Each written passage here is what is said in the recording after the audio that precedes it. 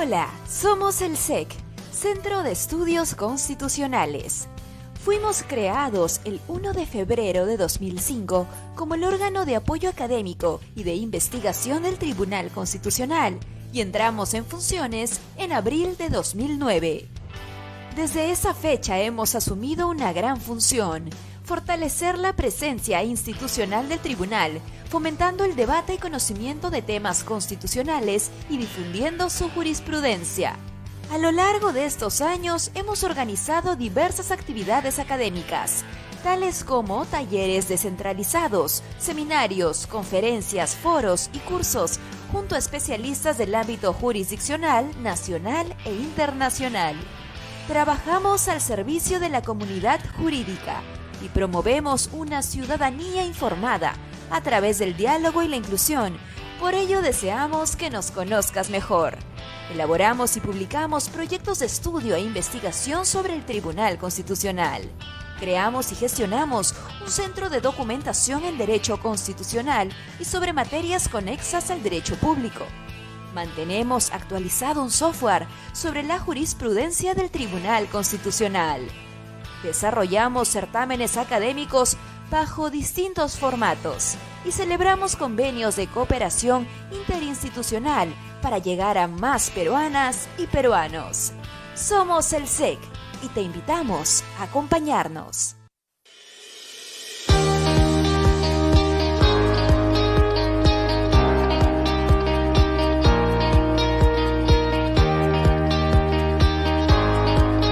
Conferencia magistral: el proceso de amparo en el nuevo Código Procesal Constitucional, con el reconocido ponente Samuel Abad Yupanqui, experto en Derecho Constitucional y Procesal Constitucional.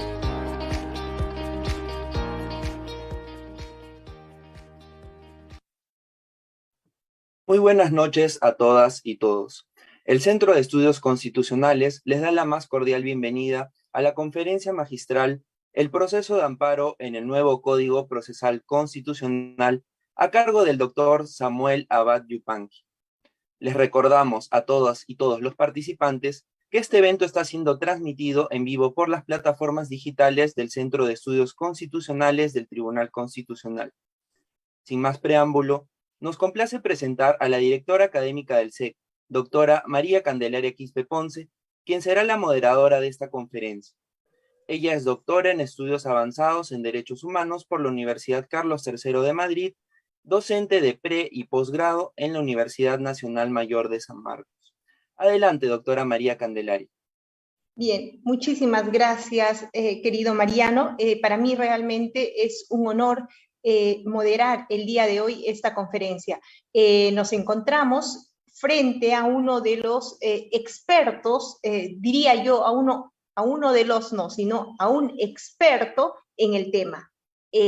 Podríamos decir que gran parte de su vida académica ha dedicado al tema que hoy día nos brindará el doctor Samuel Abad Yupanqui. Yo voy a presentarlo muy brevemente. Evidentemente, si quisiera presentarlo adecuadamente, los 45 minutos de su ponencia tendría que estar dedicada únicamente a leer su vasto currículum. Con lo cual, le ofrezco disculpas, doctor Samuel Abad, que voy a reducir lo más posible porque a quien quieren escuchar es a usted. Es doctor en Derecho, especialista en Derecho Constitucional y Derechos Humanos. Ha sido miembro de la Comisión de Bases para la Reforma Constitucional. Ha integrado el equipo de especialistas que elaboró el anteproyecto del Código Procesal Constitucional. Es profesor de la Facultad de Derecho y de la Maestría en Derecho Constitucional de la Pontificia Universidad Católica del Perú. Es autor de manuales, libros, artículos, tesis doctoral, etcétera, sobre la materia que hoy día nos convoca. Doctor Samuel Abad Yupanqui, a nombre de la magistrada Marianela Ledesma Narváez, del Centro de Estudios Constitucionales del Tribunal Constitucional, le damos una cordial bienvenida, le agradecemos muy especialmente por la deferencia con esta institución y le dejo en el uso de la palabra por 45 minutos. Adelante, doctor. Muchas gracias por la invitación, doctora Candelaria Quispe. Saludos a la doctora magistrada del Tribunal Constitucional, Marianela Ledesma, Saludos a todos y a todas las personas que hoy día asisten a esta presentación. Les pido excusas por la hora, porque justo dicto clases hasta hace unos minutos en la universidad. Y bueno, nos han pedido que abordemos un tema de especial actualidad, y es la vigencia y las reformas y los procesos de implementación que está viviendo el proceso de amparo en el Perú a la luz del llamado nuevo Código Procesal Constitucional. He preparado una presentación que quisiera poder llevar a cabo. Si me permiten actuar como coanfitrión, parece que no puedo todavía, no sé por qué. Si me permiten hacerlo, porque no aparece todavía esta posibilidad. El anfitrión inhabilitó la función para compartir. Ahora mismo, doctor. Muchas gracias. El equipo SEC, por favor, adelante. Aquí está. Listo, a ver. ¿Se ve puede apreciar? Sí, doctor, perfectamente. Muchas gracias. Listo. Bueno, muchas gracias, doctora. Vamos a empezar. A ver, nos han pedido que abordemos el proceso de amparo en el nuevo Código Procesal Constitucional. Y eso es lo que vamos a tratar de hacer en estos 45 minutos que nos han asignado, para luego tener un espacio para conversar o para hacer algunas preguntas o absorber algunas inquietudes o observaciones. Y lo que quisiera comenzar es con un ejemplo, un caso que se ha presentado hace relativamente poco tiempo en Piura. Este caso fue público. Un juzgado de Piura citó a quien pueden ver ahí para una demanda presentada por un ex usuario de Facebook. ¿Qué había pasado? Que este usuario de Facebook se quejaba que le habían cancelado la cuenta y presentó una demanda de amparo pidiendo además una indemnización. Y entonces la discusión que se hizo pública en los medios, en algunos documentos legales, algunos medios de difusión legales, era: ¿cómo es posible que se admite una demanda y se cite a una audiencia al señor Mark Zuckerberg? Se presenta la demanda, el juez de Piura en ese expediente 920-21, no sé cuál es el estado actual, pero en todo caso en el 7 de enero se citaba para una audiencia virtual el 17 de junio, o sea, supuestamente esta audiencia se realizaría ese día, en la cual habían citado a Mark Zuckerberg. Y el tema en debate era: oye, ¿esto puede ocurrir? Una demanda en la cual piden una indemnización, una demanda contra este señor porque a un usuario le cancelaron una cuenta de Facebook. ¿Por qué se admitía esta demanda si sonaba como medio extraño pedir en una demanda de amparo una indemnización? O sea, ¿cómo? ¿A qué se debe esto? Bueno, la única explicación a esta situación es que el juez, que algunos lo criticaban, en el fondo no lo quedó otra más que aplicar la ley. Y la ley dice hoy día, como ustedes saben, toda demanda de amparo se admite y de inmediato se fija fecha de audiencia. Antes el juez tenía la potestad de calificar la demanda y determinar si la demanda era viable o no era viable, es decir, determinar si la demanda era procedente o no. Hoy día eso no es factible. ¿Por qué? Porque así lo dice el nuevo Código Procesal Constitucional. ¿Tiene sentido esto? ¿Es válido? ¿Se le arrebata la posibilidad a un juez de evaluar la procedencia de una demanda? Podría haber hecho algo, podría inaplicar, negarse a aplicar la ley. ¿Qué ha hecho el tribunal sobre este nuevo código? Porque han habido varias demandas que se han presentado contra precisamente este nuevo Código Procesal Constitucional. Bueno, eso es lo que vamos a tratar de ver en esta presentación, focalizado al proceso de amparo, que he dividido en 5 temas. Y en primer lugar, ¿por qué menciono el tema del sistema de justicia? ¿Por qué? Porque el proceso de amparo se inserta en el sistema de justicia. O sea, no creo, por lo menos no comparto la idea, que se pueda hablar de una reforma al proceso de amparo si no se toma en cuenta que es un elemento en el marco de un proceso de reforma del sistema de justicia, y que los problemas que se presentan en el amparo judicial son en buena cuenta uno de los problemas que se presentan en los demás procesos judiciales. Y eso es lo que quisiera plantear en primer lugar. En segundo lugar, preguntarnos, ¿realmente era necesario un nuevo código? Este debate de nuevas normas, si el Perú necesita un nuevo código, es un debate que se planteó. ¿Fue un debate intenso? ¿Habían posiciones a favor o en contra? ¿O fue algo que se aprobó de manera expresa? Esto de contar con nuevas normas también se aprecia hoy día en la Constitución. Hoy día se habla si se quiere una nueva Constitución con asamblea constituyente o no. Bueno, en menor medida se planteó en relación al nuevo código. En tercer lugar, examinaremos los principales cambios que incorpora el código y luego veremos lo que está pasando con la implementación, porque no basta el cambio legal, no es suficiente, hay que ver cómo se aplica en la realidad y culminaré con algunas reflexiones sobre el particular. Estos son los 5 temas que vamos a plantear en esta presentación. Comencemos por el primero. No creo que pueda haber reforma a un proceso constitucional si no se tome en cuenta que detrás hay un problema del sistema de justicia. No puede verse de manera aislado este tema.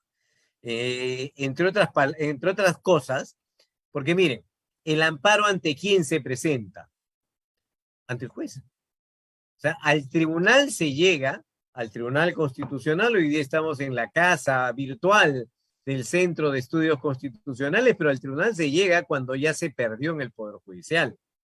Siempre digo, cuando litigo y soy demandante, que yo prefiero ganar en el Poder Judicial que ganar en el Tribunal Constitucional. ¿Por qué?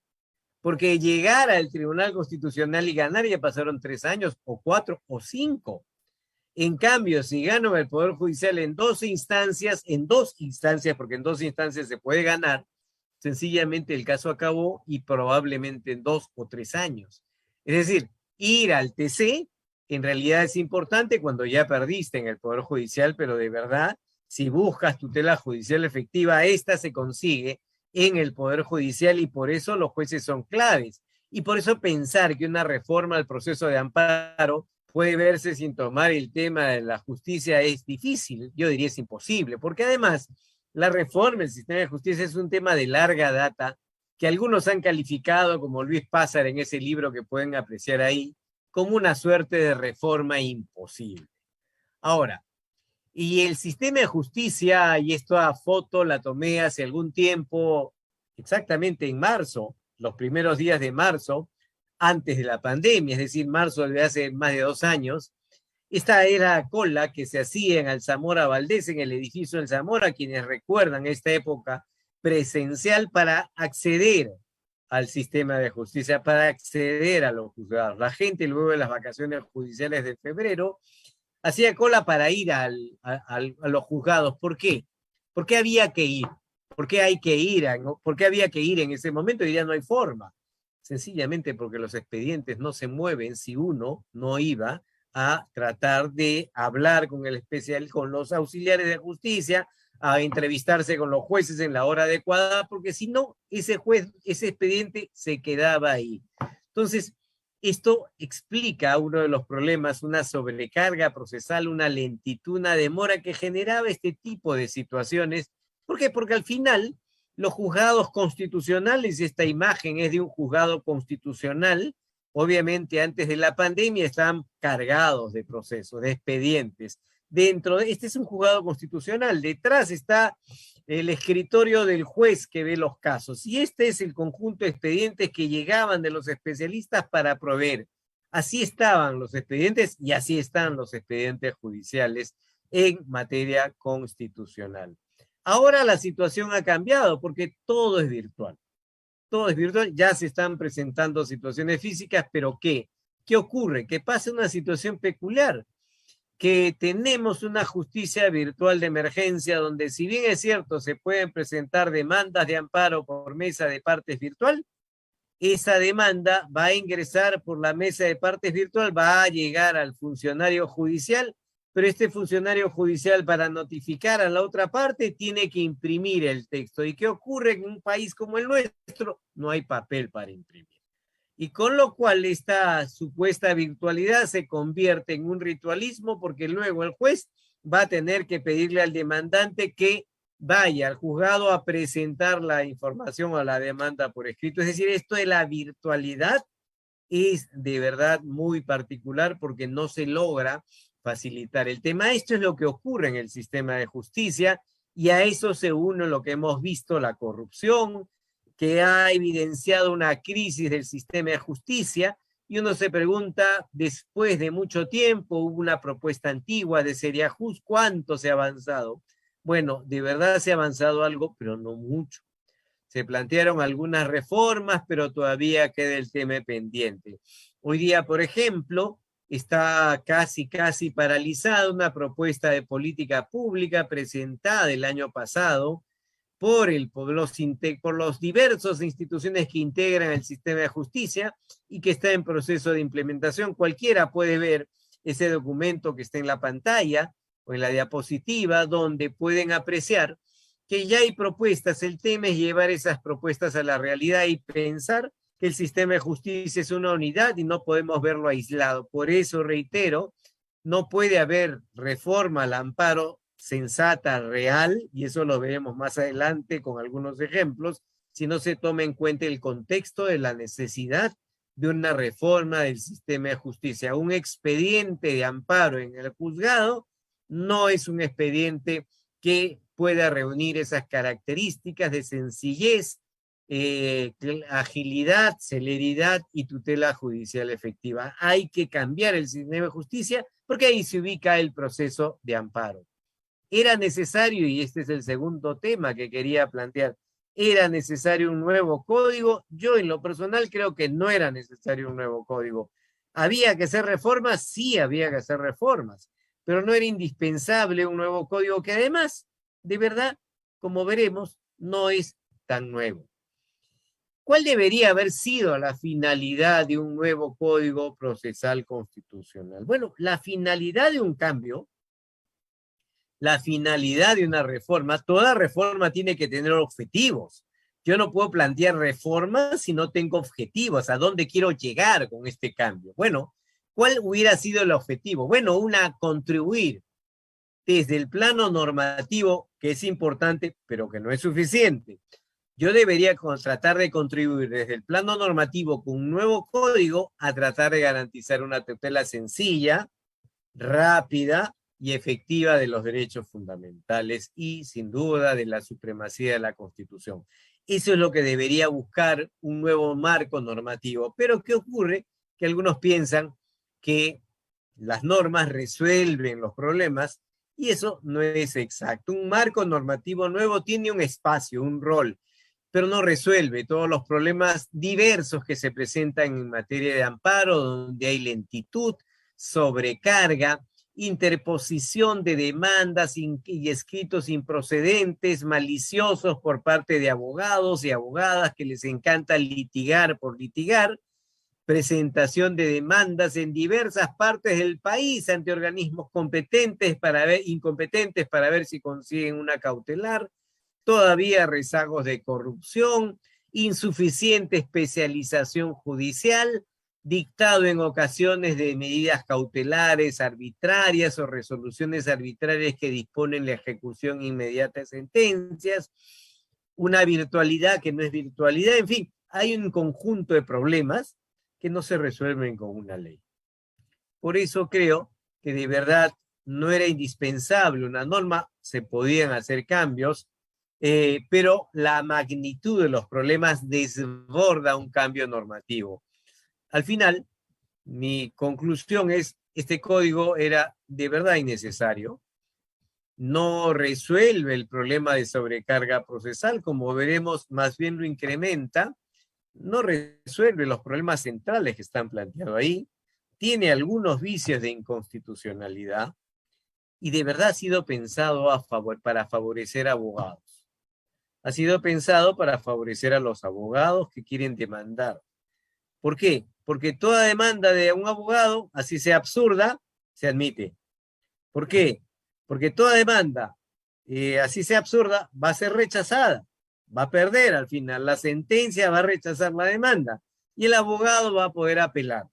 Y la apelación no tiene que motivarla, no tiene que fundamentarla, o sea, es apelación libre. Encima, se permite una ejecución inmediata a ver si la logra. Y si la logra, esa ejecución inmediata durará hasta que el proceso culmine, así sea arbitraria. No se permite la apelación de la ejecución inmediata y se pretendía, y esto fue felizmente resuelto de manera distinta por el tribunal, se pretendía que todo caso que llegue al tribunal tenga su informe oral. Es decir, esta demanda ha sido pensada para favorecer a los abogados. De otro lado, ha sido también pensada en un contexto de una coyuntura política. ¿Por qué? porque en un contexto 2001 de una coyuntura política donde sabemos cuál era la conformación del TC, donde sabemos que había un grupo del TC que resolvía por un lado y el otro grupo por otro lado en temas complicados, como el tema de disolución del Congreso, como el tema de la vacancia presidencial, y donde el proceso competencial tuvo una relevancia importante en esos temas de disolución y de vacancia. Bueno, y como esos casos se resolvió por 4-3, se dijo, bueno, ahora los competenciales ya no van a ser 4-3, van a ser 5-2. Modificó el código, cosa que no le correspondía, el número de votos necesario para resolver. ¿Con qué finalidad? Complicar, dificultar la posibilidad que el tribunal resuelva. Antes lo podía hacer con 4, ahora lo tiene que hacer con 5. Le complica la vida porque sabía más o menos el legislador cuál era la conformación de los magistrados en ese momento. Y al final también hay un afán de paternidad. A algunos les gusta decir, yo soy el padre de esta criatura, ¿no? También hay detrás de eso una situación que se ha presentado con este nuevo código, que en mi opinión era innecesario. Yo creo que toda reforma en realidad debería tener un norte, y eso ya lo mencionamos, y un norte que está graficado en la Convención Americana de Derechos Humanos. La aspiración de todo aquel que quiere lograr tutela a sus derechos es que tenga un proceso que sea sencillo, que sea rápido y que sea efectivo. Ese es el ideal, ese es el estándar que debería guiar a todo proceso de amparo. Que sea sencillo, que sea rápido y que sea efectivo, que tenga cautelares que permitan una tutela judicial efectiva, que la sentencia se cumpla y que no se arme luego un debate. Ese es el norte. Eso explica, por ejemplo, que en Colombia la tutela o el amparo tenga tanto éxito y tanta legitimidad, y que todas las personas conozcan qué es la tutela. Y eso explica que en el Perú la gente desconfíe del sistema de justicia, porque no cuentan con un recurso sencillo, rápido y efectivo. Les pongo un ejemplo, no de amparo, sino de habeas corpus. Como saben, el 5 de abril se declaró el estado de emergencia en el Perú. Se dispuso que no íbamos a salir de nuestras casas entre las 2 de la mañana y las 11:59 del 5 de abril. Y 2 instituciones presentaron sendas demandas de habeas corpus. Las presentaron el 5 de abril también. ¿Cuándo se admitió? Y este estado de emergencia solo duraba el 5 de abril, un día. ¿Cuándo se admitió ese habeas corpus? ¿Cuándo creen? El 6 de abril.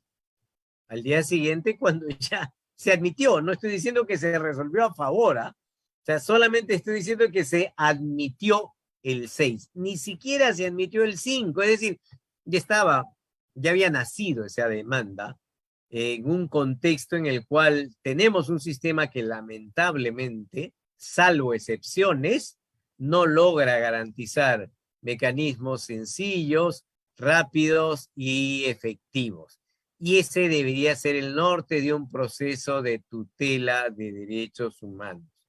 Ahora, en realidad también quería decirles, no es un nuevo código porque los cambios sustantivos no son tantos numéricamente, y esta es y acá cito como fuente, la observación que hizo el Poder Ejecutivo, el anterior a este código aprobado por el Congreso. En esta observación, el Ejecutivo dijo este código no debe ir, lo observaron.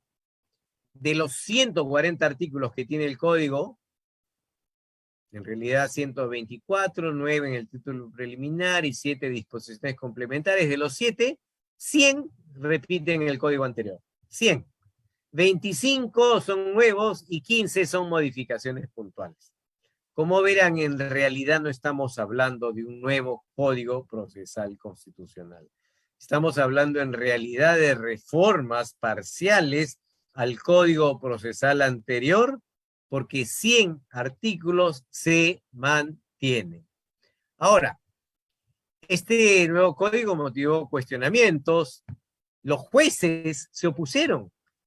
Los jueces por la democracia, una asociación que vincula jueces, dijo no debe aprobarse este nuevo código, no soluciona los problemas, incrementa la carga procesal. Solo un análisis prudente de nuestra realidad podría generar un buen ordenamiento procesal.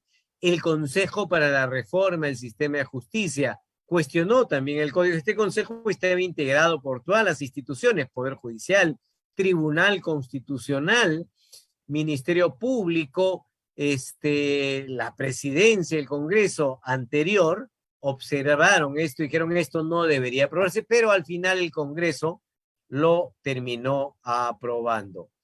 Y eso ha motivado, por ejemplo, que el tribunal haya conocido una o dos demandas de inconstitucionalidad que, como vemos, rechazó y siga teniendo pendiente una. En síntesis, si quisiéramos preguntarnos realmente, ¿era necesario un código? Yo les diría, no era necesario un código, hubiera bastado con reformas puntuales y siempre tomando como norte la necesidad de garantizar una tutela judicial efectiva. Y vayamos a los temas que incorpora como novedad el código. Y mencionemos algunos que han sido cuestionados por inconstitucionales. Uno de los temas que se cuestionó por inconstitucional fue la aprobación de este código. No se siguió un trámite de comisiones. Lamentablemente el TC rechazó esta pretensión. O sea, hay una sentencia del Tribunal Constitucional que, pese a que había dicho en otras ocasiones que la deliberación es fundamental en un procedimiento legislativo, el Tribunal Constitucional en su sentencia sobre el código, la primera sobre la cual se pronunció, dijo en realidad no se ha violado el procedimiento establecido. ¿Por qué se alegaba esto?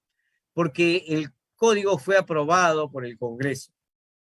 El Ejecutivo lo observó observó la autógrafa y esa observación no fue objeto de evaluación en las comisiones correspondientes. Esa observación fue llevada al Pleno y de inmediato se volvió a ratificar, se insistió en el código sin siquiera discutir las observaciones.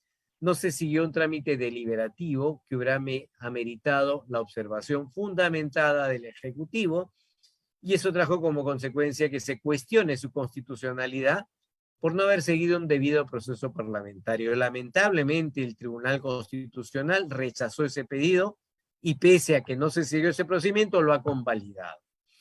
Ahora, ¿qué problemas de inconstitucionalidad presenta? Yo menciono algunos.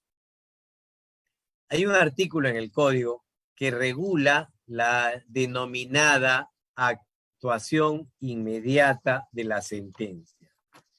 ¿Este tema en qué consiste? Esto se aplica para todo, no solamente para el amparo. ¿En qué consiste esto? Esto consiste en lo siguiente. Si se dicta sentencia de primera instancia, y esta sentencia es fundada, se puede solicitar la ejecución inmediata de la sentencia. Esto lo decía el código anterior y lo dice el código actual. Por ejemplo, si se presenta una demanda de amparo y se declara fundada la demanda ordenando la reposición de un trabajador, se puede solicitar la actuación inmediata y que en consecuencia se ejecute en ese momento, se disponga la reposición del trabajador, así la sentencia haya sido impugnada. Pero ¿qué problemas plantea esto? Que lo que ocurre es que la resolución que dispone la actuación inmediata, dice este código, artículo 26, y esta es una impugnación distinta a la de la sentencia, porque repito, ¿cuándo opera la actuación inmediata? Hay un trabajador que gana en primera instancia y tiene sentencia fundada, se dispone la actuación inmediata porque la parte lo solicita, la sentencia ha sido apelada, va a subir a la Corte Superior, pero ya se está ejecutando la decisión de primera instancia porque el juez ha emitido una resolución distinta a la sentencia disponiendo la ejecución. Pero ¿qué ocurre con esa ejecución inmediata? Que el demandado la puede apelar. Claro, en teoría la puede apelar, pero esa apelación no debería suspender la ejecución inmediata, por la sencilla razón que si ocurriera ya no sería ejecución inmediata. Entonces se puede conceder la apelación sin efecto suspensivo. Pero ¿qué ocurre? Que este código ha dicho la sentencia que dispone, la resolución, perdón, que dispone la ejecución inmediata de la sentencia es inimpugnable. O sea, si hay un juez que arbitrariamente concede una ejecución inmediata, esa sentencia se ejecuta y no se puede apelar. La resolución de ejecución inmediata, la sentencia se apelará y la sala se pronunciará sobre la sentencia, pero la resolución que dispone la ejecución no se puede apelar, es decir, no hay doble instancia para eso. En mi opinión, eso es inconstitucional. Pero eso no es lo más grave. Lo más grave es cuando dice que no solamente no es apelada, sino que mantiene su vigencia hasta que el proceso culmine. Por ejemplo, si el juez dicta una sentencia, declara fundada la demanda, concede ejecución inmediata, se ejecuta la sentencia, la sala revoca la sentencia, esa sentencia de primera instancia sigue ejecutándose. Así la sala haya revocado. ¿Cuándo se cae esa ejecución inmediata? Cuando la parte demandante se interpone recurso de agravio al TC, cuando la parte demandante ya llegó al TC y el TC se pronuncia. Y si el TC se pronuncia y rechaza y declara improcedente la demanda, recién ahí se cae la ejecución inmediata. Vale decir, con esta regulación, un juez que concedió mal una sentencia, y lamentablemente hay casos de jueces que se equivocan y dictan una sentencia equivocada, disponen la ejecución. La sala les corrige la plana, pero no puede corregir la ejecución inmediata, porque esta es inimpugnable. La sala le corrige la plana de la sentencia, pero la sentencia ya revocada se sigue ejecutando. ¿Cuándo se cae? Cuando el Tribunal Constitucional, cuando acaba el proceso, después de 2 o 3 años que se demora en el TC, ratifica la improcedencia y recién culmina el proceso.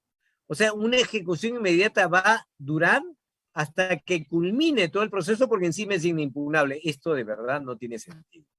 Esto es una absoluta arbitrariedad pensada únicamente en favorecer a aquel abogado malicioso que consiguió una ejecución inmediata en primera instancia.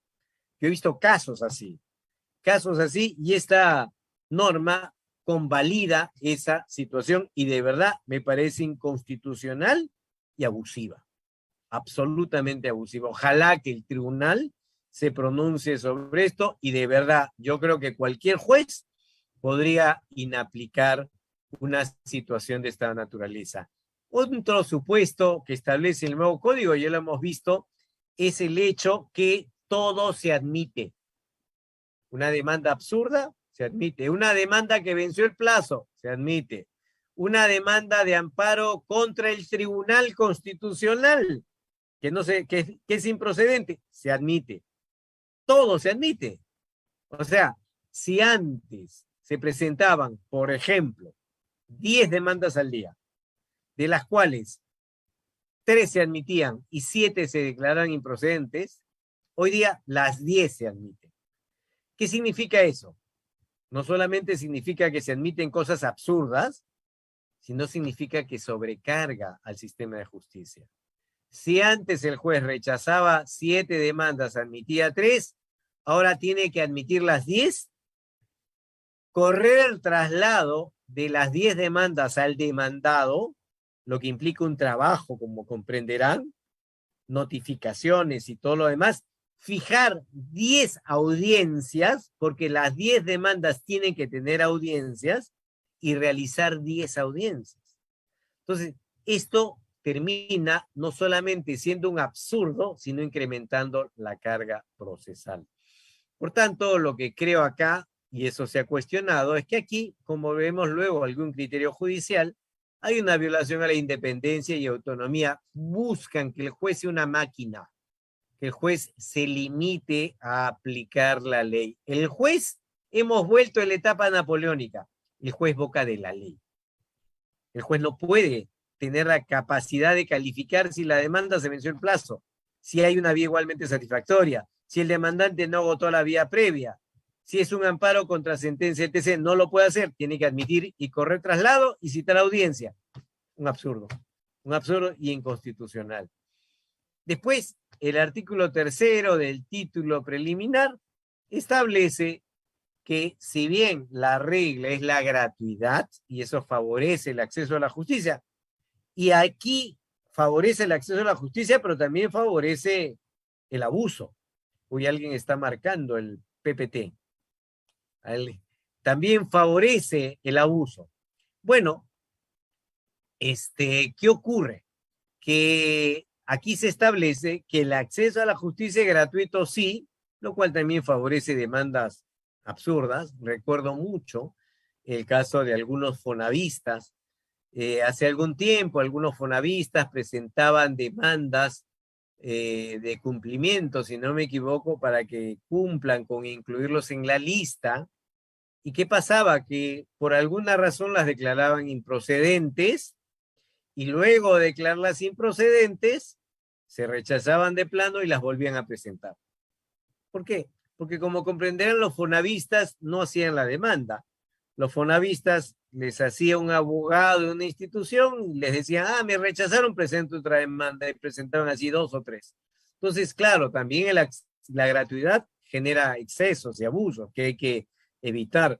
Pero acá se han ido también a un extremo. Se dice, personas jurídicas se interponen demandas de amparo contra resoluciones judiciales. Bueno, ahí ya no hay gratuidad. O sea, una ONG de derechos humanos presenta una demanda contra una sentencia, tiene que pagar tasa judicial. No tiene mucha coherencia, de verdad. Yo entendería si dijeran empresas que paguen, me parece sensato, pero generalizar personas jurídicas y solamente contra resoluciones judiciales, de verdad, no entiendo cuál es el sentido de esta norma. Un tema adicional se establece en el título preliminar, es que para crear, modificar, apartarse de precedentes, al TC se refiere, ahora se requieren 5 votos. Antes bastaba con mayoría de 4. El TC, hasta el momento, ha emitido unos 50 y tantos precedentes en toda su historia. En toda la historia es de que hay precedentes. Estamos hablando del 2004, cuando aparece la figura del precedente en el Código Procesal Constitucional, hasta la fecha. O sea, ha emitido muy pocos precedentes. Yo creo que el TC debería tener una política más activa en materia de precedentes. No la tiene. Por diversas razones, pero no la tiene. Hasta el momento ha emitido 50 y pico precedentes. Y ahora se exige una valla más alta. Requiere 5 votos. Ahora sería 5 de 6 magistrados, porque el tribunal está incompleto. Entonces, por el lamentable deceso de un magistrado excelente como el doctor Ramos. Pero en fin, esto complica la situación. Y una norma de verdad, de verdad difícil de entender es esta norma que está en el título preliminar del Código Procesal Constitucional. De verdad, no le encuentro sentido a esta norma. Acá o lo han hecho con maldad o lo han hecho con desconocimiento, pero de verdad esta norma no tiene sentido. Miren lo que dice: solo si hay vacío o solo si hay defecto, se aplica supletoriamente la jurisprudencia del TC y de la Corte Interamericana. Y eso no es exacto. La jurisprudencia del tribunal ha dotado de contenido a las instituciones que están previstas en el código. No solamente cuando no hay, sino incluso cuando hay. Incluso para darle un sentido distinto. O sea, no es un tema ni de vacío ni de defecto, sino cuando la norma ni siquiera existe y no es un tema defectuosa, sino le ha dado una interpretación distinta. Y acá dice, solamente si hay vacío o defecto se aplica supletoriamente la jurisprudencia del TC y de la Corte. Esto no tiene sentido, no es realidad, no es real. Y además, dice, los códigos procesales se aplican supletoriamente cuando no perjudiquen a las partes. Otro absurdo. ¿Por qué? Porque aplicar una norma procesal supletoriamente se aplica cuando corresponde, porque no hay norma, por ejemplo. Y la aplicación supletoria puede beneficiar a una parte y no a la otra, porque estamos en un proceso donde hay conflicto. Entonces, decir que se aplica supletoriamente cuando no perjudica a las partes, a ambas, no tiene coherencia. No han debido mencionar eso. Por tanto, es una norma de verdad que no tiene mucho sentido. También hay otro tema, esto sí me parece importante. En los amparos contra resoluciones judiciales, uno de los grandes problemas era notificar a los jueces demandados. Imagínense, yo tengo una demanda de amparo contra la Corte Suprema, que ha emitido una sentencia de casación, declarando improcedente el recurso de casación y en consecuencia ratificando la validez, o mejor dicho, sin modificar la decisión de segundo grado que también me era desfavorable y que a la vez confirmaba la decisión de primer grado. Mi argumento era que se había violado mi derecho de defensa y el juez no lo tomó en cuenta, la sala no lo tomó en cuenta y la Corte Suprema declaró improcedente mi recurso de casación. Y yo presento una demanda de amparo porque considero que se ha violado mi derecho de defensa, no me han permitido ser parte en el proceso o no me han permitido actuar las pruebas correspondientes y presento la demanda. Bueno, ¿a quiénes demando? Demando a todos a qué, demando al procurador del Poder Judicial y a los jueces que emitieron las resoluciones. ¿Qué jueces? El de primera instancia, el de segunda instancia y los de la Suprema. Estamos hablando 5, 3, 8, 9 jueces, más el procurador, 10 notificaciones. Una demanda con 10 notificados es un lío, porque además los jueces no permanecen siempre en sus juzgados. Ahora es más fácil porque hay correo electrónico, pero antes eso no ocurría. Entonces, ¿qué ha hecho el código? Decir, mira, en un amparo contra resolución judicial ya no necesitas notificar a los jueces. No me parece mal la alternativa, pero creo que hubiera sido más fácil decir que en materia de amparo contra resoluciones judiciales basta notificar a los jueces en su domicilio electrónico, por lo menos para que se entere. Y ratificar lo que ya se decía antes, que el hecho que no participen en el proceso no enerva la validez del mismo, no afecta a la relación jurídica procesal. En otras palabras, creo que más fácil hubiera sido permitir la notificación electrónica. En fin, son opciones.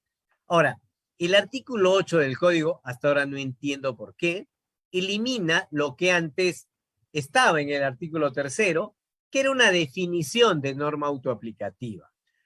Muchas veces se presentan demandas de amparo contra normas autoaplicativas. Bueno, el artículo 3º del código anterior tenía una definición. ¿Qué se entiende por norma autoaplicativa? Ignoro por qué razón el código actual elimina esta definición. Claro, era útil porque te ayudaba, estaba en la ley ahora, acudes a la doctrina o a lo que ha dicho el TC.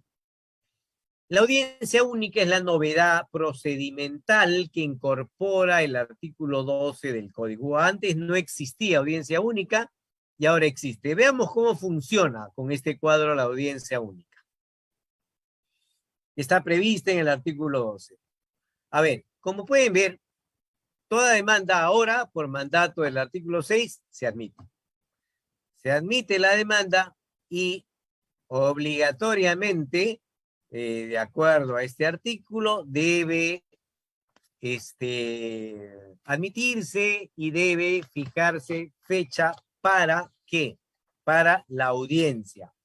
Y en esa resolución que fija fecha de audiencia, esa fecha debe fijarse en un plazo máximo de 30 días. O sea, lo que te dice es, se admite la demanda y el juez señala fecha y hora para la audiencia única que tendrá lugar en el plazo máximo de 30 días.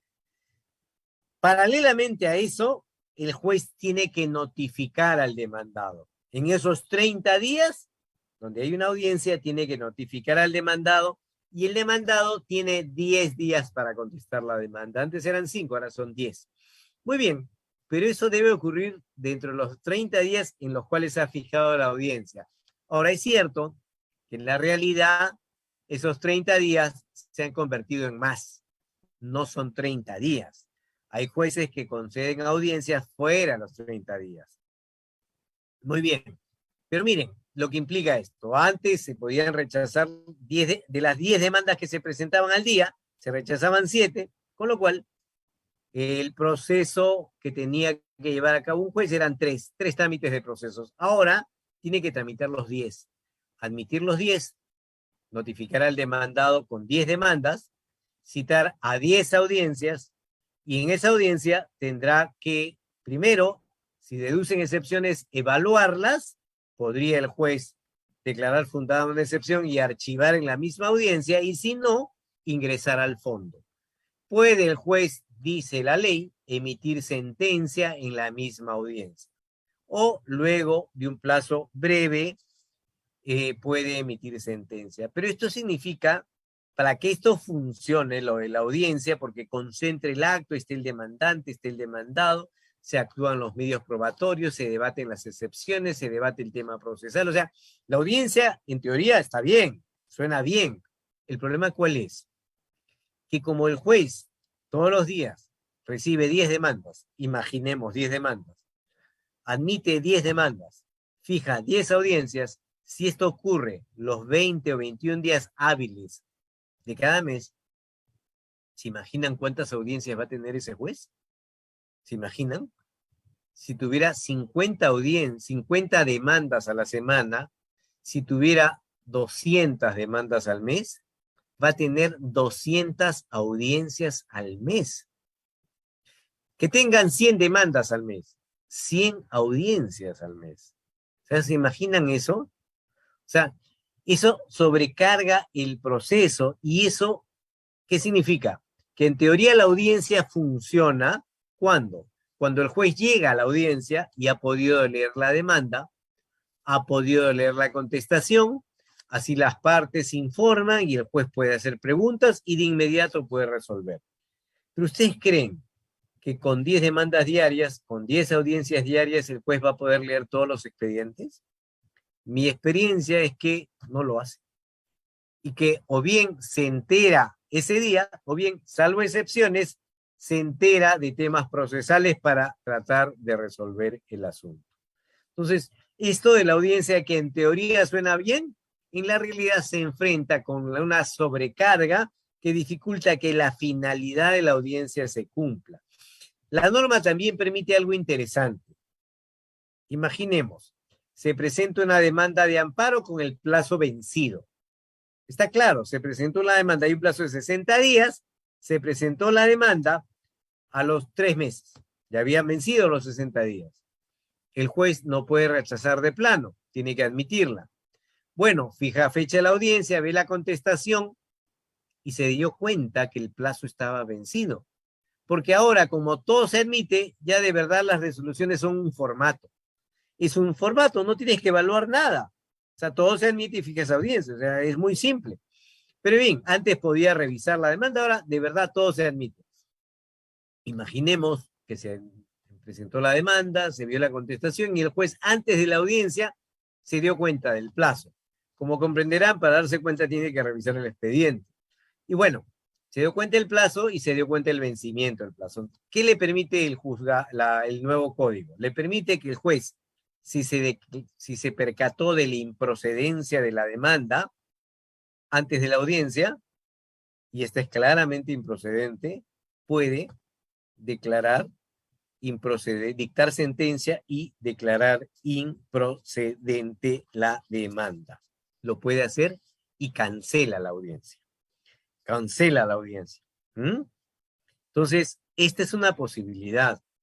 Yo la he visto solamente para el tema de excepciones, pero ni siquiera antes de la audiencia, sino luego de la audiencia. Pero de verdad esta posibilidad puede funcionar, pero implica que el juez revise el expediente antes de la audiencia.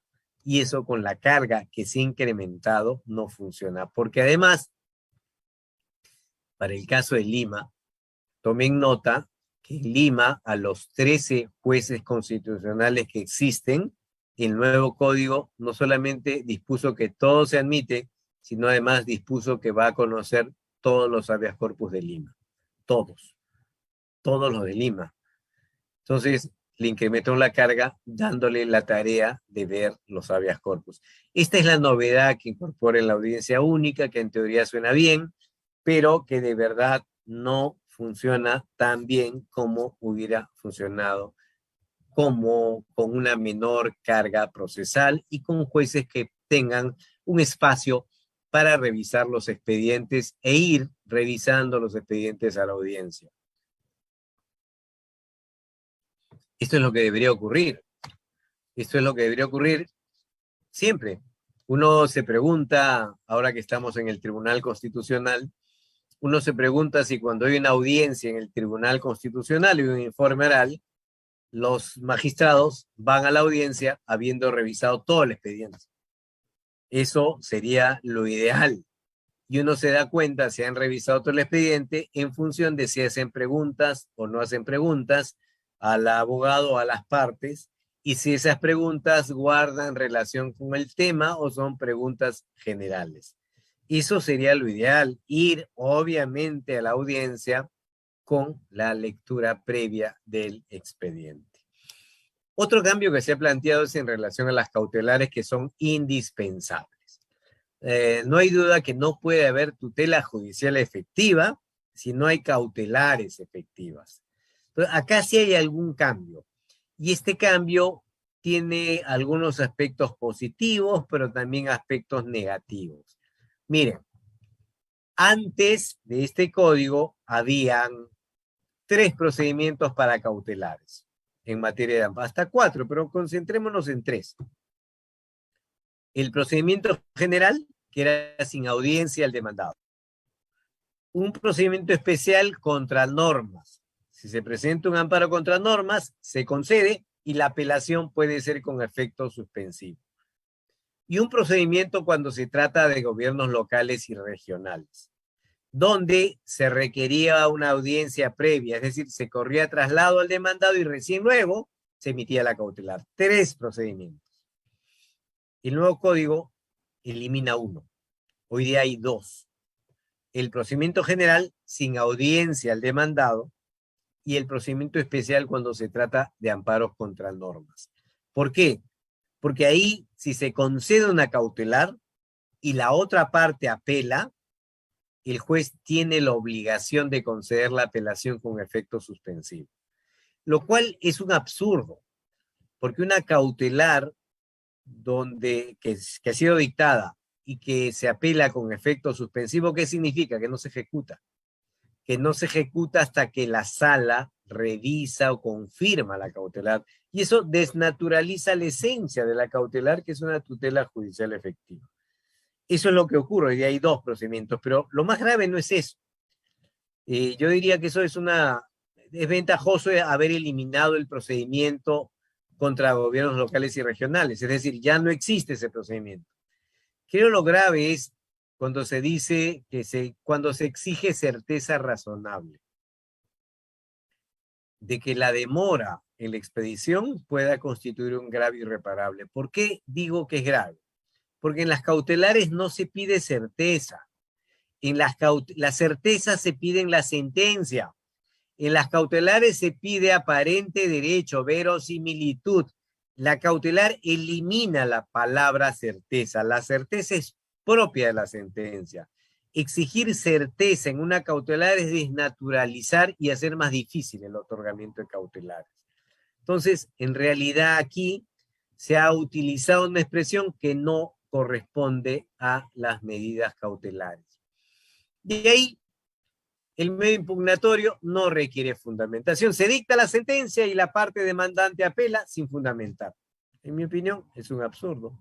Favorece al abogado que presenta una demanda absurda y encima apela y el juzgado ni siquiera tiene la posibilidad de evaluar argumentos. Tiene que conceder la apelación ante la sala y ahí se verá si realmente tuvo razón o no tuvo razón.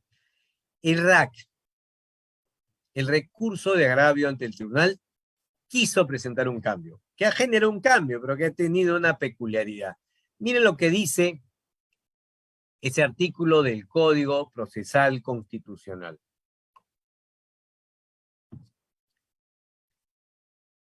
En el TC es obligatoria la vista de la causa. La falta de convocatoria a la vista y del ejercicio del derecho de defensa invalidan el trámite del recurso de agravio del TC. Esta norma ha sido motivo de una interpretación del TC, interpretación que me parece muy buena, de verdad. ¿Por qué? Porque esta norma, ¿qué quería? Esta norma estuvo pensada en los abogados, que querían informar siempre, así sean recursos absurdos, en el TC. ¿Por qué? Porque antes existía lo que se llamaba sentencia interlocutoria denegatoria, según la cual, si se llegaba al TC, no todo se podía evaluar en el Pleno. Podía haber una decisión de sala que declare la improcedencia vía una sentencia interlocutoria denegatoria. Entonces, esto que ocurría generaba que si había una sentencia interlocutoria denegatoria, no haya vista de la causa. Entonces, había pocas vistas de las causas, solamente aquellos casos que meditaban una sentencia. Si se veía que el recurso era improcedente, no había. Eso no le gustaba a los abogados. Y lo que querían los abogados era informar siempre en el TC. Entonces, ¿qué pusieron esa norma? En el TC es obligatoria la vista de la causa. La falta de convocatoria y del ejercicio del derecho de defensa, léase informe oral, invalidan el trámite del RAC. Con esto pensaron que siempre iba a haber informe oral. Bueno, no evaluaron que el TC podía interpretarlo de manera distinta. Como veremos luego, porque hoy día no todo caso que llega al TC tiene informe oral, porque el TC, adelanto, ha diferenciado lo que es vista de la causa, que puede ser una vista interna en la sala, de informe oral o de audiencia pública. No es lo mismo.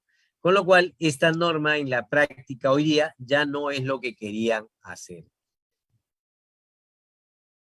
La competencia, y con esto voy acabando, en materia de amparo, está pensada en el juez constitucional.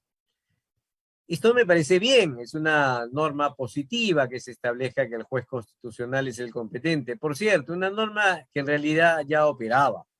En Lima, quien conocía los amparos eran los jueces constitucionales. O sea, eso no es tampoco ninguna novedad. Lo están plasmando en la ley. Lo que ocurre es que ahora se dice explícitamente. Pero ojo, en el Perú, ¿dónde existen jueces constitucionales? En Lima, y solamente en Lima, en el Distrito Judicial de Lima, porque si uno va al Callao, si uno va a Lima Sur, Lima Este o Lima Norte, no hay juzgados constitucionales ahí. Solamente en Lima hay 13, no hay más. En el interior del país no hay, salvo una en Arequipa. O sea, en realidad la tendencia es que no haya. Lamentablemente, yo creo que debería especializarse y que sea un área especializada, pero no hay. Si no hay juez constitucional, ¿quién conoce los procesos de amparo? El juez civil. Si no hay juez civil, los jueces mixtos.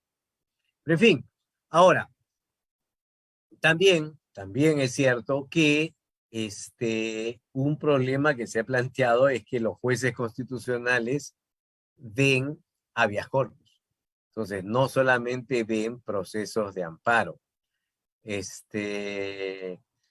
Y finalmente, un problema que se ha planteado es algo que de verdad siempre he pensado que debería haber sido regulado de mejor manera y que hoy día, si había algo que pudo regular el Código Procesal, debió ser esto, los procesos colectivos. Existen procesos individuales y existen procesos colectivos. Los procesos colectivos evitan presentar varias demandas. Cuando se trata de derechos difusos, medio ambiente, cuando se trata de derechos colectivos, derechos de los pueblos indígenas, cuando se trata de derechos individuales homogéneos. Estos procesos colectivos que han sido desarrollados en la teoría procesal no han ameritado ninguna norma y la única norma que tenía el código anterior la eliminan, lo cual no tiene sentido. Lo único novedoso es que este código, en el artículo 1, dice que hay derechos individuales y derechos colectivos, pero lo increíble no es el reconocimiento de derechos de naturaleza individual y colectiva, eso me parece bien, sino lo increíble es que solamente regule eso y no haya desarrollado la vía procesal. Al código le corresponde desarrollar la vía procesal y eso no lo ha hecho. Finalmente, el código contempla por primera vez una regulación sobre el amicus curiae. Me parece bien. El problema no ha sido ese, sino el problema ha sido que dice que se hace a pedido del juez. Y de verdad, en la práctica, uno presenta un amicus curiae no a pedido del juez, sino porque hay una institución que estima pertinente dar su opinión. Entonces, esa también es una limitación. Quedaron reformas pendientes, sin duda. Un tema clave era el proceso colectivo, debió regularse de mejor manera la cautelar. La actuación inmediata de la sentencia está pésimamente regulada. Había que revisar de mejor manera el amparo contra resoluciones judiciales. Soy de quienes piensan que de verdad el amparo contra resoluciones judiciales debería ser absolutamente excepcional. No estoy de acuerdo con la sentencia antigua del TC de Apolonia Colca. Me parece realmente irreal pensar que el amparo contra resoluciones judiciales proteja todos los derechos, porque nunca van a acabar los procesos así. Es sobrecargar de causas a los tribunales. Es más, Apolonia Colca, creo que el único lugar donde lo respetan es en el Tribunal Constitucional, porque en el Poder Judicial no se aplica Apolonia Colca. Sigue aplicándose el tema de solamente cabe amparo cuando se viola el debido proceso. Y ejecución de sentencias es un tema que lamentablemente sigue pendiente de una regulación mejor por los problemas que se presentan. Y un tema que no se ha tratado y que no es un tema de ley, es un tema de gestión. Porque de verdad los procesos no solamente requieren leyes, yo diría que requieren gestión. Yo no entiendo cómo el Poder Judicial ha implementado el expediente judicial electrónico, que todavía es una minoría dentro de la cantidad de expedientes, y no ha privilegiado los procesos constitucionales. Privilegian la justicia comercial, la justicia contenciosa administrativa, y no aquella justicia que tutela derechos. Un habeas corpus. No hay eje para el habeas corpus. No entiendo.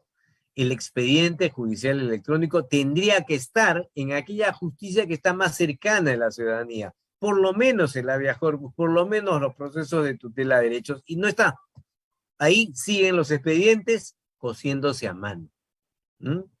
Y otro problema que se plantea en la virtualidad, que también es un tema de gestión, es este tema que suena bonito, el juez te escucha. Pero en realidad eso del juez te escucha se ha convertido en el juez nunca te escucha. Porque tú haces el trámite y nunca puedes entrevistarte con el juez. Hasta el momento, solamente en 2 ocasiones me ha tocado la suerte de poder entrevistarme con un juez y creo que he sido sorteado. Porque de verdad, la regla es que nunca te escucha el juez. Y eso no es un tema de ley, es un tema de gestión. Con eso acabo el tercer tema de los cambios para ir rápidamente al tema de implementación. ¿Por qué? Porque claro, la norma requería implementarse y esta norma tuvo un pésimo sistema de entrada en vigencia.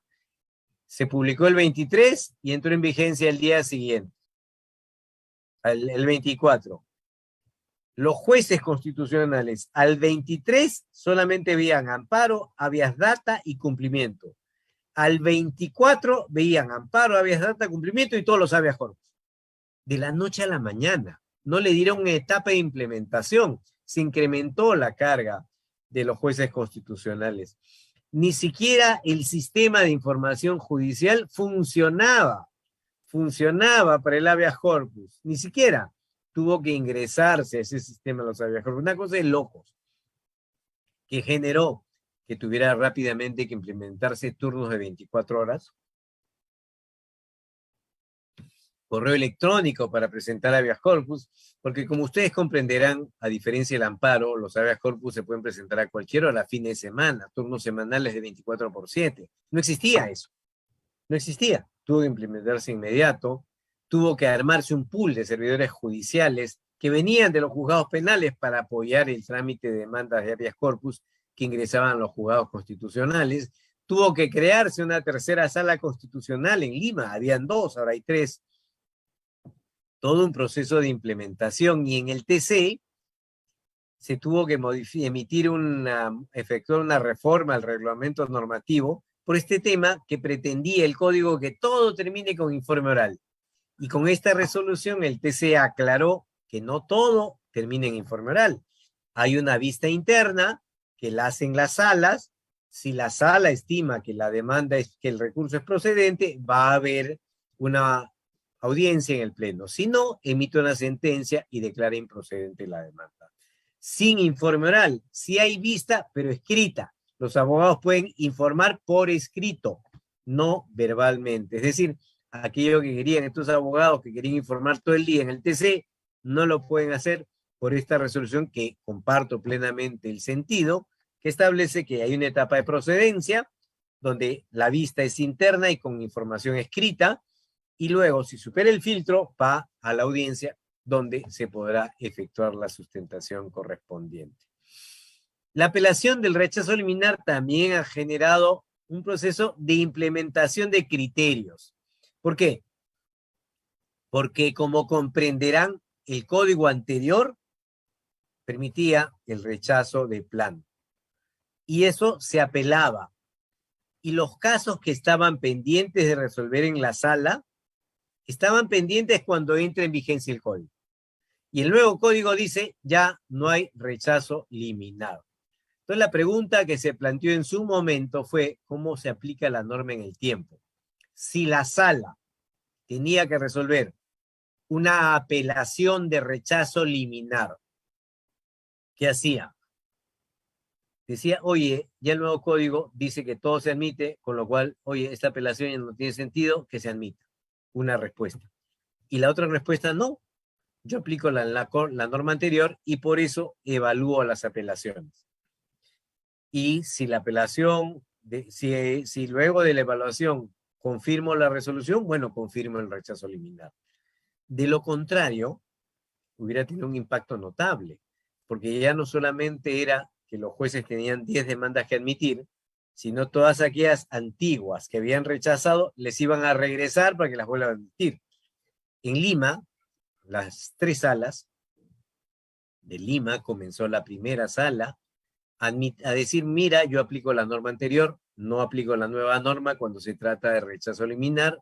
En apelación evaluaré el criterio del juez, si rechazó bien o rechazó mal. No se dijo, todo se admite. Es más, la primera sala dijo el artículo 6, que establece la prohibición del rechazo liminar, es una norma que viola la garantía de independencia, la labor autónoma de los jueces. Es una norma que implica una abierta injerencia del juez. Es una norma que viola la Convención Americana. Llegó a decir eso en la sala. Espero que lo mismo diga el TC cuando resuelven la demanda de inconstitucionalidad. Pero eso ha dicho la primera sala, y ha aplicado control difuso de convencionalidad en el artículo 6.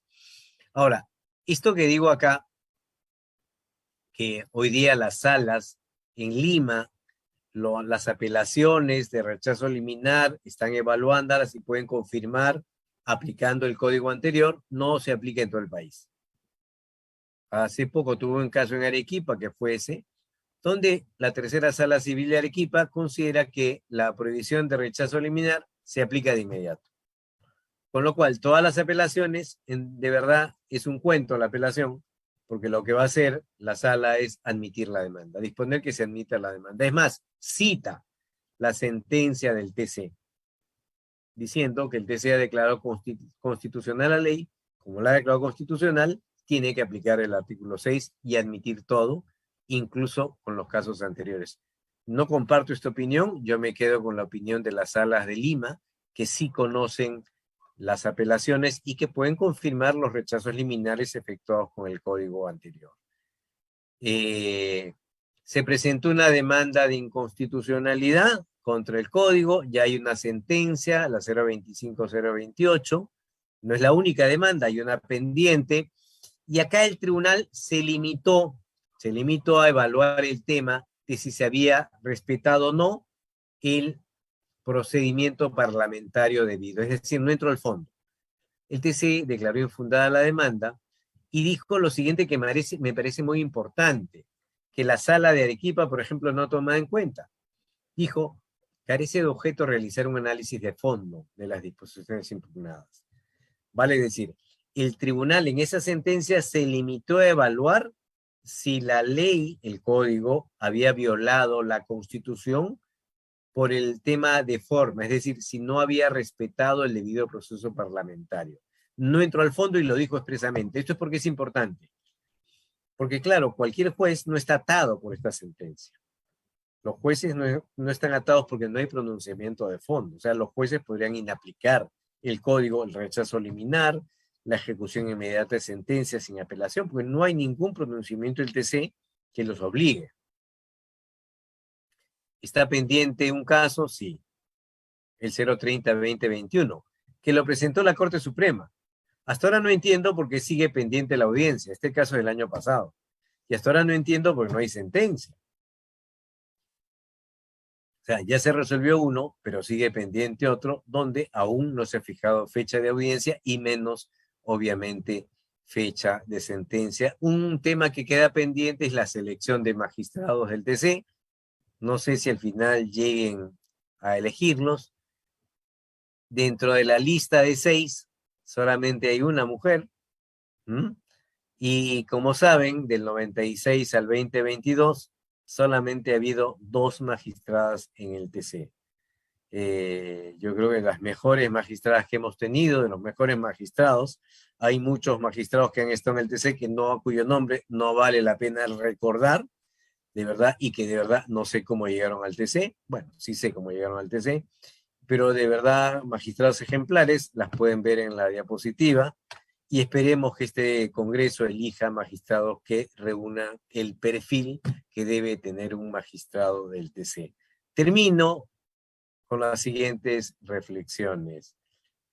Tenemos pendiente un pronunciamiento del TC, ya han pasado 10 meses casi del nuevo Código Procesal Constitucional, el balance es un incremento de carga procesal, todavía una indefinición sobre si hay violaciones a la Constitución por parte de ese nuevo código.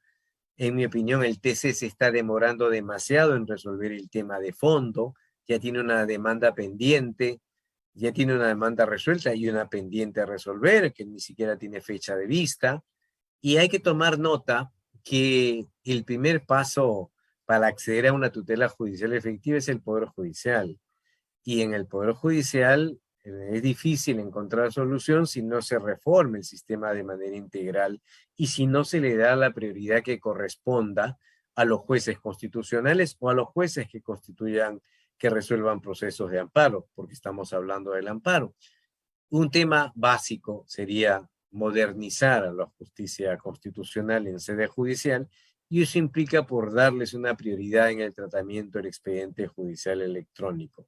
No podemos permitir que los procesos de tutela de derechos en pleno siglo XXI sigan cosiéndose a mano.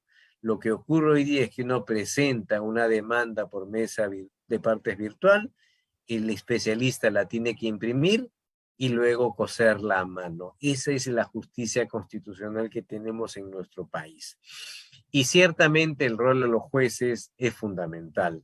No basta una ley, un código es importante, no es suficiente, un problema de reforma del sistema de gestión y de tener jueces buenos. No podemos tener buen derecho sin buenos jueces. Y es que una democracia moderna debe garantizar, en definitiva, una tutela judicial sencilla, rápida y efectiva, y ese debería ser el objeto del proceso de amparo. Muchas gracias y termino ahí. No sé si habrá alguna pregunta o algún comentario.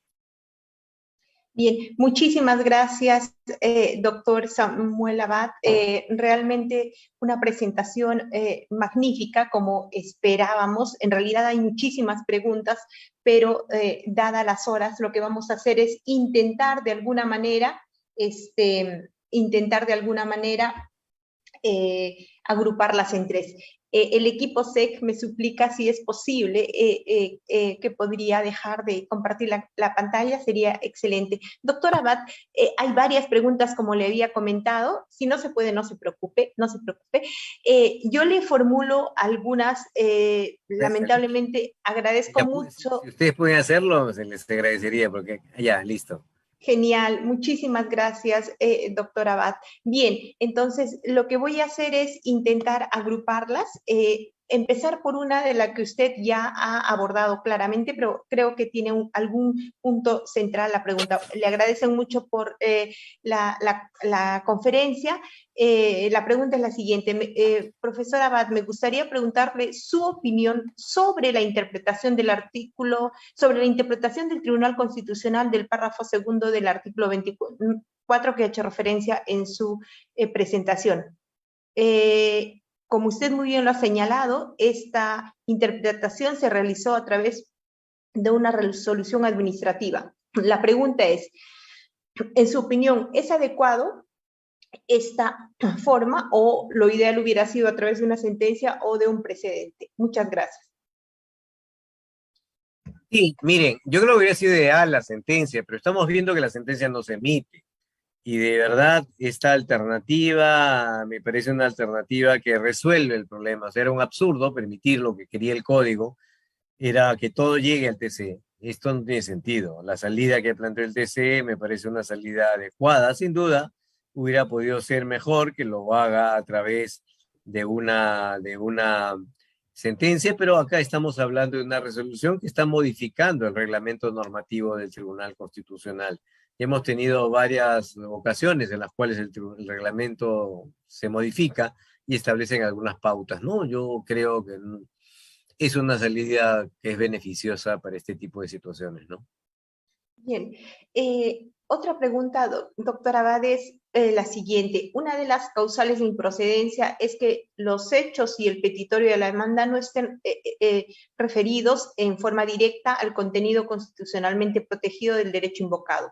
En ese marco, preguntan ¿cuál sería la diferencia entre el contenido constitucionalmente protegido y el contenido esencial? Aprovechando su conferencia, nos dicen que le formulan esa pregunta. Gracias.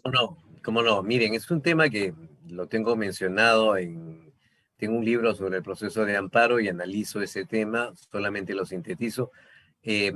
A ver, hay que ver el origen de la institución del contenido esencial. El contenido esencial aparece en Alemania como una alternativa para evitar que el legislador basee de contenido los derechos fundamentales. Porque recuerden, en la época de la República de Weimar se utilizó la ley para desvirtuar el modelo constitucional. Vía la legalidad se favoreció una dictadura al final liderada por Hitler, ¿no? Al final la constitución de Weimar fue desnaturalizada y se utilizaron las leyes para reformar esto, que afectaban derechos fundamentales. Entonces, ¿qué se quiso poner en la ley fundamental de Bonn? Un límite.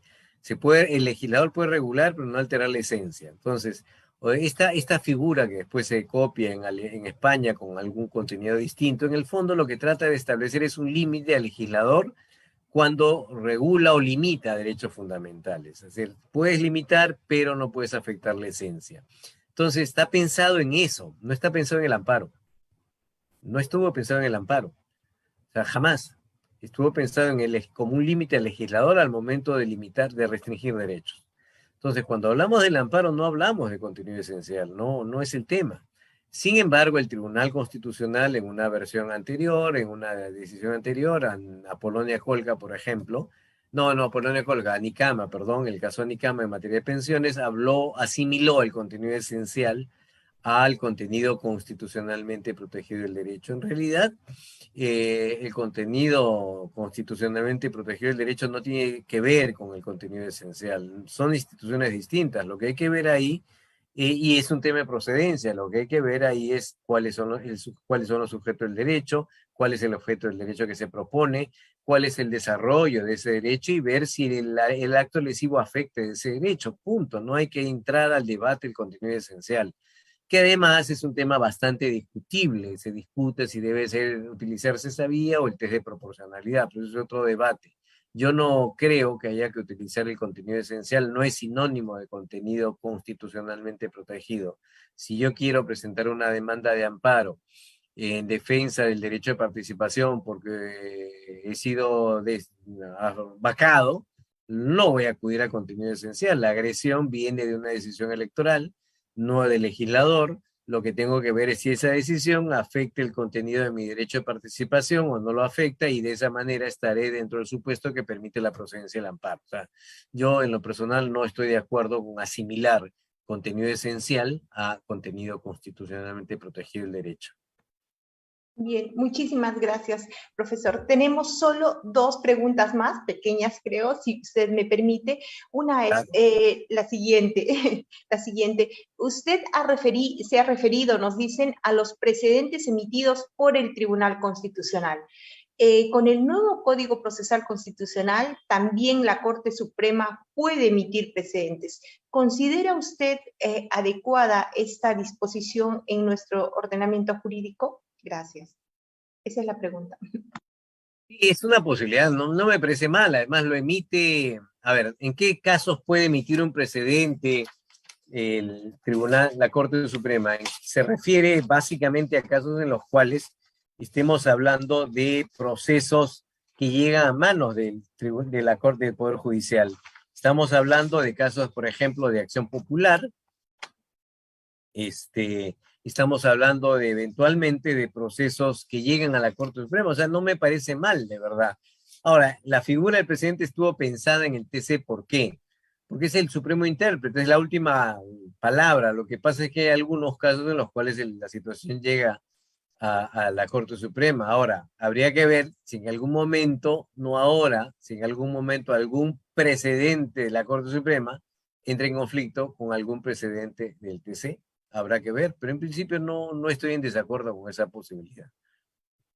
Bien, entonces, la última pregunta, y con esto terminaríamos, y le agradezco mucho de verdad su paciencia. Gracias.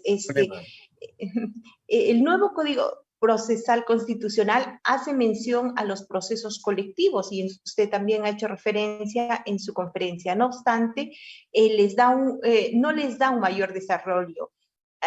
¿Cuáles considera usted que serían los aspectos centrales o más importantes a regular a efectos de hacer efectivos estos procesos colectivos? Muchas gracias.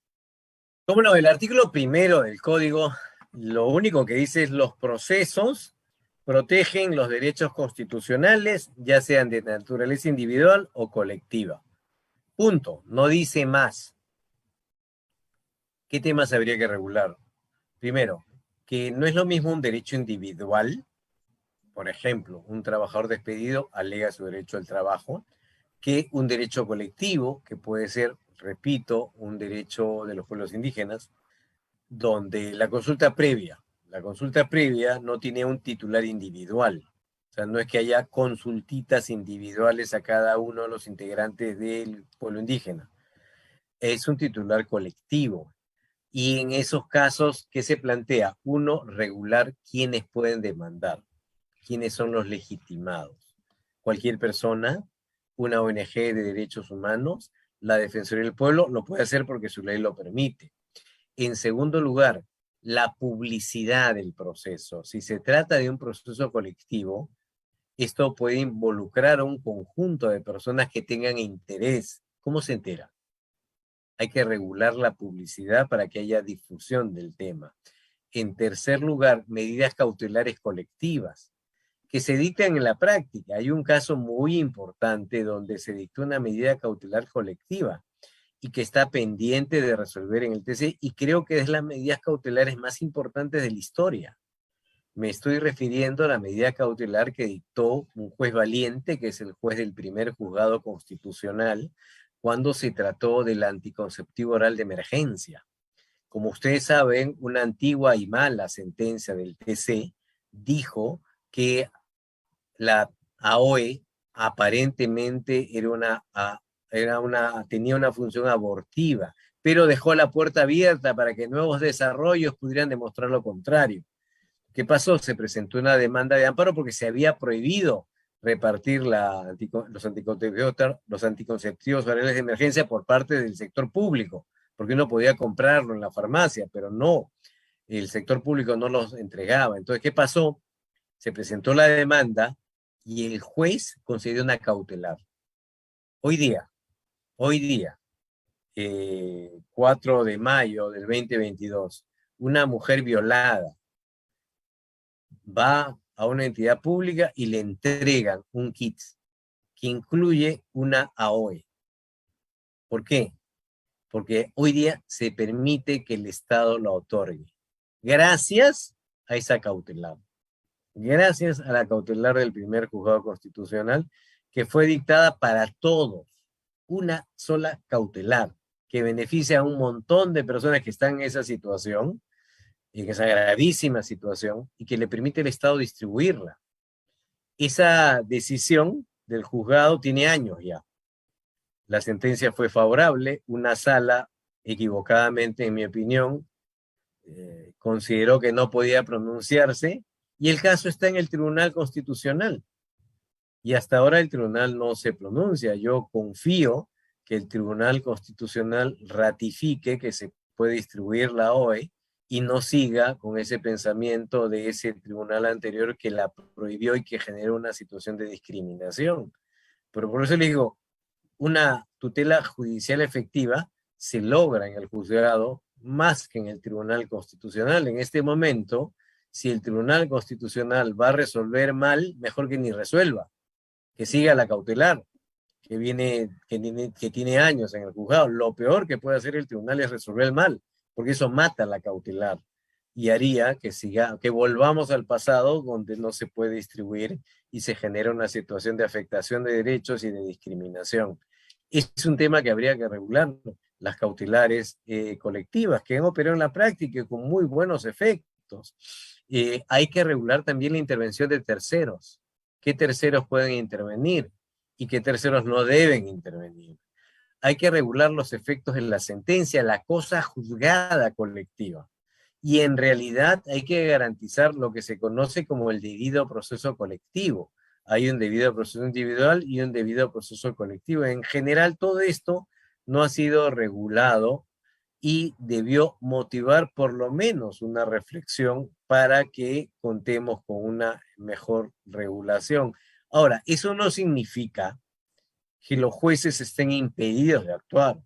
Yo creo que eso significa que ahora los jueces tienen que desarrollar, como lo han hecho jurisprudencialmente, los procesos colectivos, y que eventualmente el tribunal algún día podría emitir un precedente sobre el particular.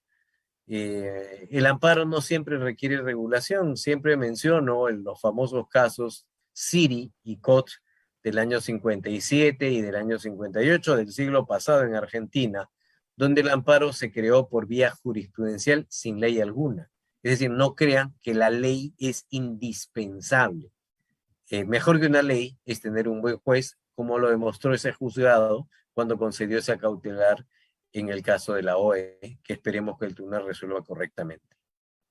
Bien, muchísimas gracias, doctor Samuel Abad Yupanqui, en nombre de la magistrada Marianela Ledesma, que nos hace llegar sus saludos. Le agradezco mucho. Para mí ha sido un verdadero honor moderar esta conferencia. Como siempre, nos ha dejado sobre la mesa muchas reflexiones,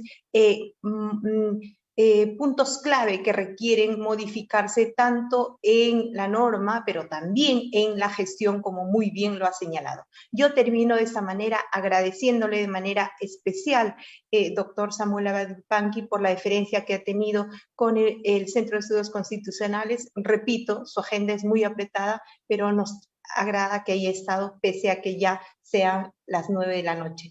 Muchas gracias, doctor Samuel Yupanqui. Si usted quiere decir alguna palabra más para luego darle, dejarlo en el uso de la palabra a mi compañero Mariano. No, muchas gracias más bien por la invitación, encantado de colaborar y sigan avanzando en este trabajo del Centro de Estudios Constitucionales. Veo que hay mucho interés en las personas sobre estos procesos y creo que en realidad de vivir la Constitución no solamente implica conocerla, sino defenderla y para eso están los procesos constitucionales. Muchas gracias por la invitación, saludos a todos y a todas y encantados de tener esta oportunidad de poder conversar con ustedes o dar algunas palabras en un proceso tan importante. Gracias. Muchísimas gracias. Yo termino de esta manera y le dejo en el uso de la palabra a mi compañero Mariano. Adelante, Mariano. Muchísimas gracias, doctora Candelaria, y muchísimas gracias también al doctor Samuel Abad por su brillante exposición. A nombre de la magistrada Marianela Ledesma Narváez, directora general del Centro de Estudios Constitucionales, agradecemos profundamente su participación en esta conferencia y les invitamos a participar este viernes a las 7:30 p.m. al quinto debate constitucional Trasplante y donación de órganos, análisis jurídico del estado de la cuestión en el Perú, que tendrá como panelistas a Carmen Arévalo Martos y Víctor Hugo Neciosub Santa Cruz. También les invitamos a acompañarnos el lunes 9 de mayo a las 6 p.m. en la conferencia internacional La última palabra en la decisión judicial y una crítica al monólogo en la argumentación de los jueces a cargo del doctor Paul Córdoba Vinuesa. La información y el enlace de inscripción están disponibles en nuestras redes sociales. Muy buenas noches.